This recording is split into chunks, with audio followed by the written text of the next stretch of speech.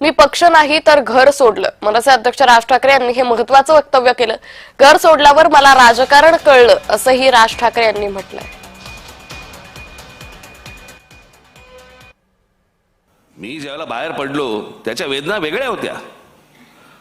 माझ्यासाठी पक्ष सोडणं नव्हतं, माझ्यासाठी घर सोडणं होतं.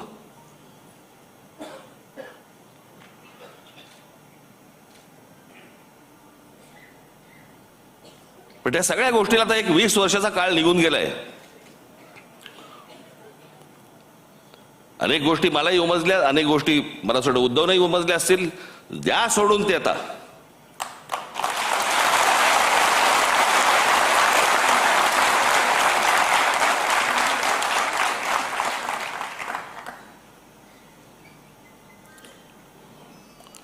काय सकाळी गेल्यावरती साफ झालेली बरी असते. चला कुठे आयुष्यभर गुंतत बसायचं.